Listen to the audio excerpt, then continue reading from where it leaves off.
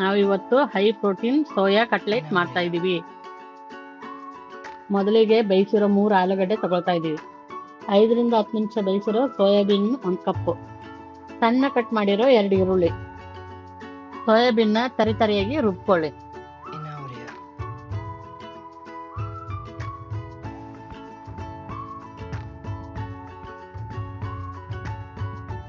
ಒಂದು ಬೌಲಲ್ಲಿ ಸೋಯಾಬೀನ್, ಆಲೂಗಡ್ಡೆ, ಈರುಳ್ಳಿ ಹಾಕೊಳ್ಳಿ.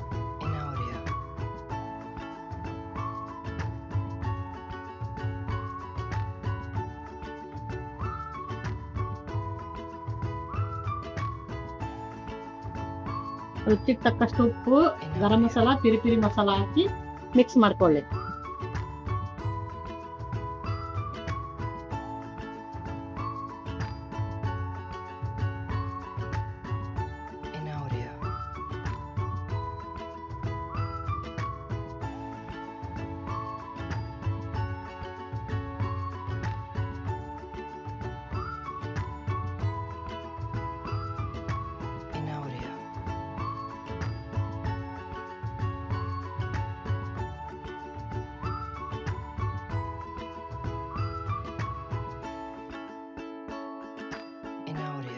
ಚೆನ್ನಾಗಿ ಮಿಕ್ಸ್ ಮಾಡ್ಕೊಂಡ್ಮೇಲೆ ಕಟ್ಲೆಟ್ ತರ ತಕ್ಕೊಂಡು ತವಾ ಫ್ರೈ ಮಾಡ್ಕೊಳ್ಳಿ.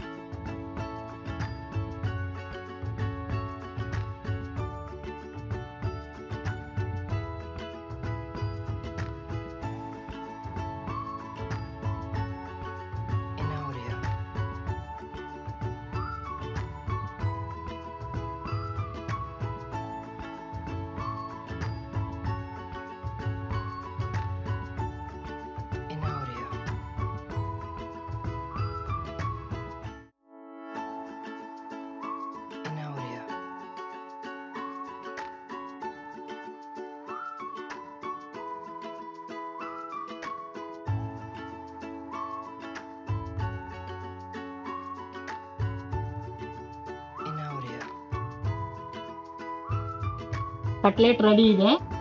ನಿಮಗೆ ಮೇಲೆ ಸ್ವಲ್ಪ ಪಿರಿ ಮಸಾಲ ಹಾಕೊಂಡು ಸಾಸ್ ಜೊತೆ ಸರ್ವ್ ಮಾಡ್ಕೊಳ್ಳಿ. ಟೇಸ್ಟ್ ಮಾಡಿ ಹೆಂಗಿದೆ ಅಂತ ಕಮೆಂಟ್ ಮಾಡಿ.